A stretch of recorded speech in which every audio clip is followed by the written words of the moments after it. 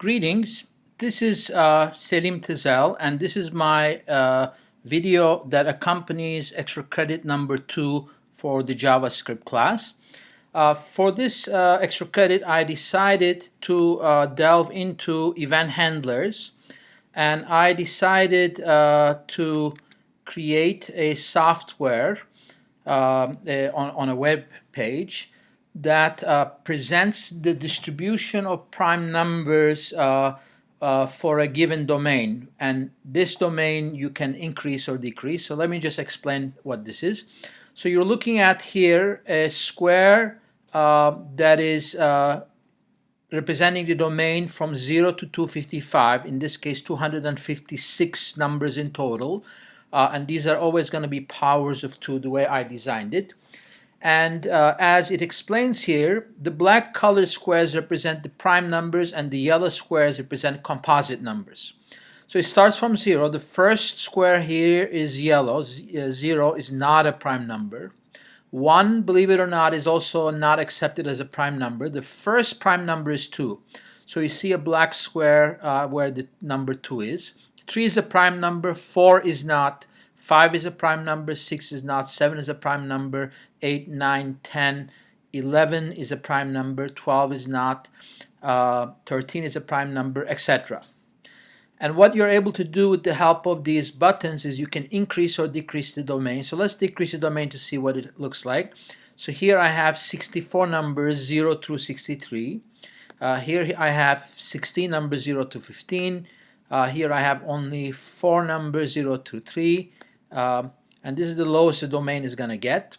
And you can increase the domain, and as you increase the domain, an interesting pattern starts emerging. So this is 4,096 numbers in total, and every time you hit a prime number, that square is blackened.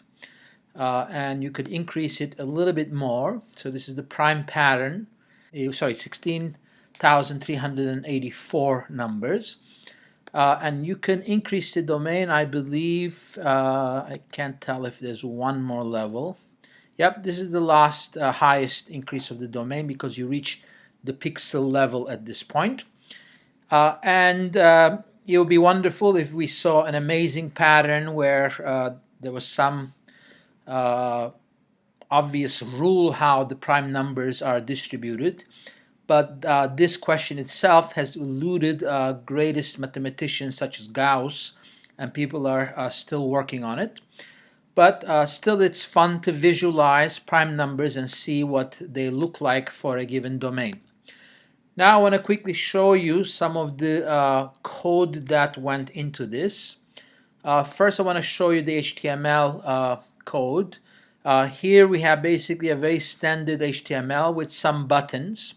Buttons are for increasing and decreasing the domain, and then there is a span which we're going to change as we press the button and reveal what the current domain is.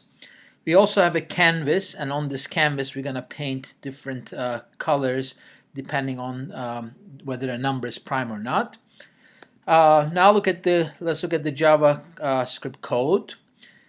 Here you have standard beginnings where you are accessing the elements by ID. I'm accessing the canvas element, the context element, increase, decrease buttons, and I'm adding event listeners to increase and decrease buttons.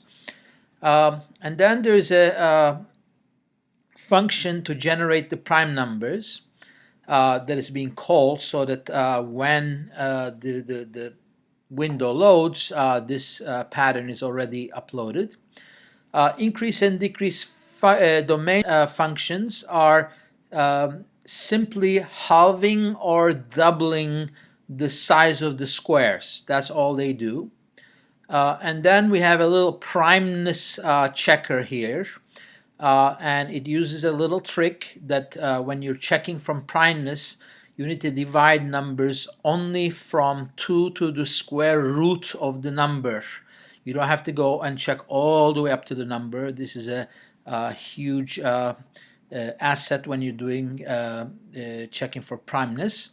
And it's a number theoretical fact that you don't have to go all the way to the number n, but all the way up to the square root of n to be able to check whether a number is divisible by the current number.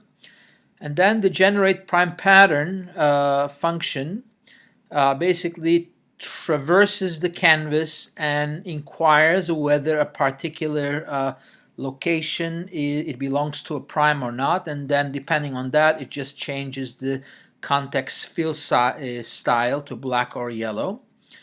So it is not a terribly difficult or code or long code, but what it does is it combines event handlers with a mathematical function for checking primes.